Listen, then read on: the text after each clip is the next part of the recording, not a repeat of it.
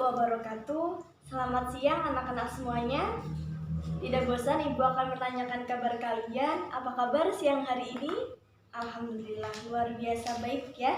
Sebelum kita memulai pembelajaran, alangkah baiknya kita berdoa untuk kelancaran hari ini. Berdoa dimulai.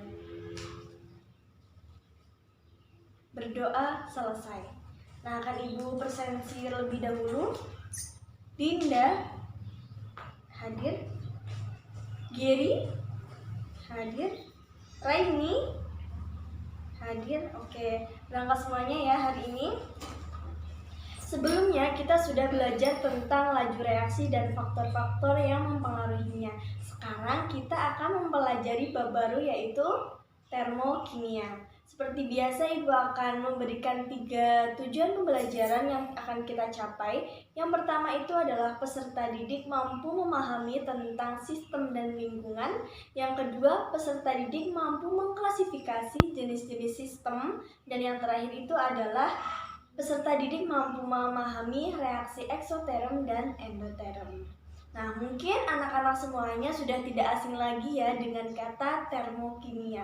Karena pada kehidupan sehari-hari kita sangat erat kaitannya nih dengan materi termokimia. Contohnya, kemarin kita sudah melaksanakan kegiatan pramuka. Di puncaknya kita sudah melakukan apa namanya? Ya betul, kegiatan acara api unggun. Nah, sekarang Ibu tanya, apa yang kalian rasakan ketika di sekitar api unggun?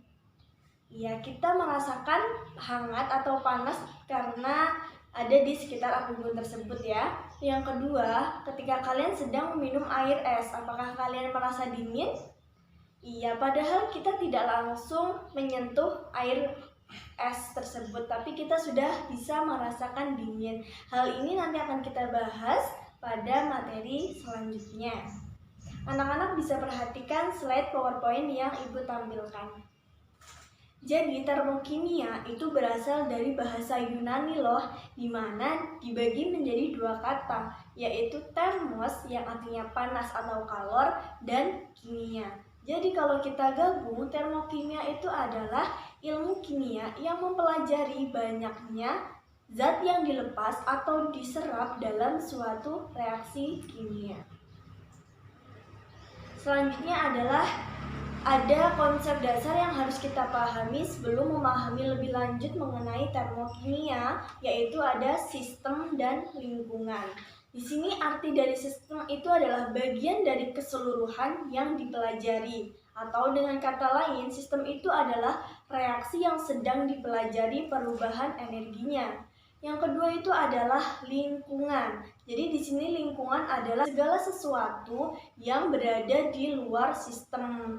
Di sini ada contohnya, ketika kita mereaksikan, misalnya Ibu masukkan ada larutan NaOH dan larutan HCl. Nah, coba ya, mana yang termasuk sistem dan mana yang termasuk lingkungan akan Ibu tanya satu persatu. Untuk Geri, mana yang termasuk sistem? Ya, betul. Yang termasuk sistem itu adalah larutan NaOH dan HCl-nya. Kemudian Raini bisa menjawab mana itu lingkungan?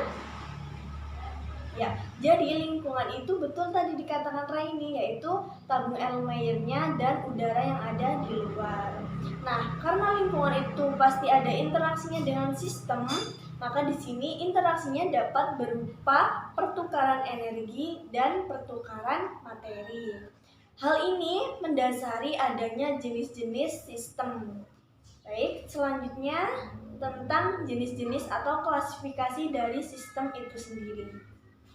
Di sini ada 3 jenis ya. Yang pertama itu adalah jenis sistem terbuka, yang kedua sistem tertutup, dan yang terakhir sistem terisolasi. Karena ini lagi panas ya, mungkin kita bisa membayangkan minuman yang bisa menahan kantuk, yaitu kopi ya.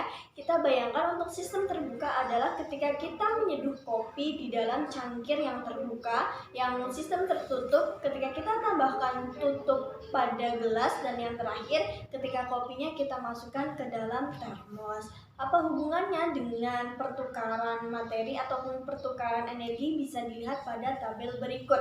Di mana untuk sistem yang terbuka yaitu adanya pertukaran materi dan pertukaran energi. Contohnya kita bisa lihat ketika di situ ada uap yang berasal dari sistem itu bisa keluar ke lingkungan. Begitupun sebaliknya dari lingkungan nanti akan bisa pertukaran materi kepada sistem. Yang kedua adalah pertukaran energi, yaitu bisa dari sistem menyalurkan panasnya ke lingkungan, begitupun sebaliknya. Yang kedua atau dari sistem tertutup itu hanya memungkinkan adanya pertukaran energi saja, dimana karena ada tutup gelas, maka untuk uapnya sendiri itu tertahan atau terperangkap dalam sistem, tidak keluar ke lingkungan. Tapi untuk pertukaran energinya masih memungkinkan, dimana ketika kopi itu masih kita pegang ya, untuk keluar gelasnya kita masih merasakan panas.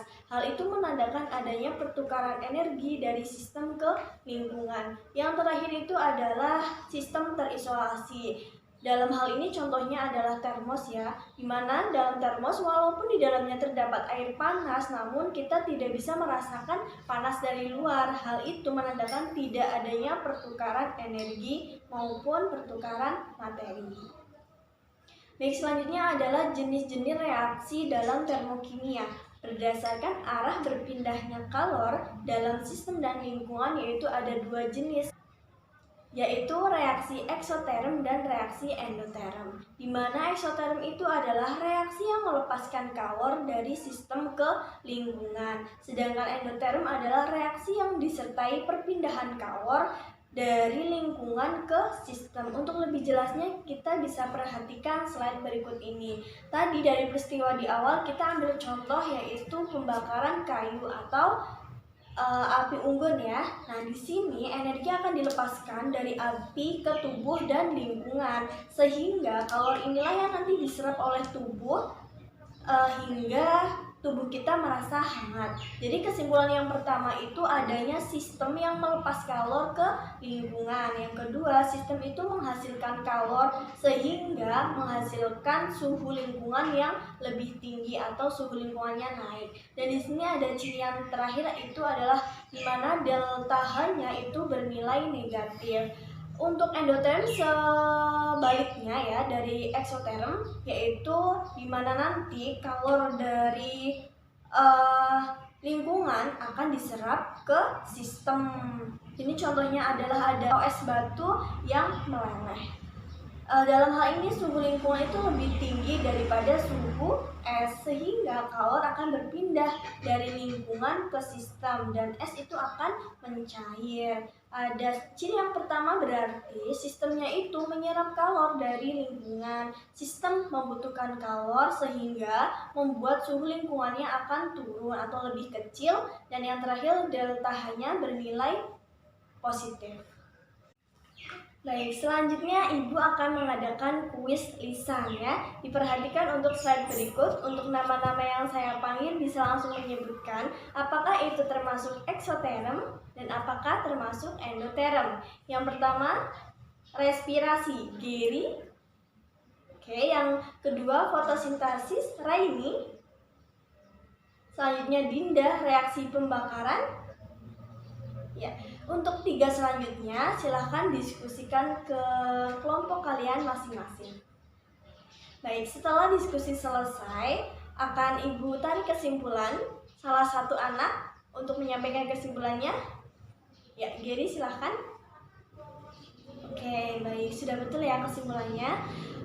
Mungkin cukup sekian pembelajaran kita pada kali ini. Semoga dapat bermanfaat. Jangan lupa dikerjakan PR-nya halaman 11 untuk reaksi eksoterm dan endoterm.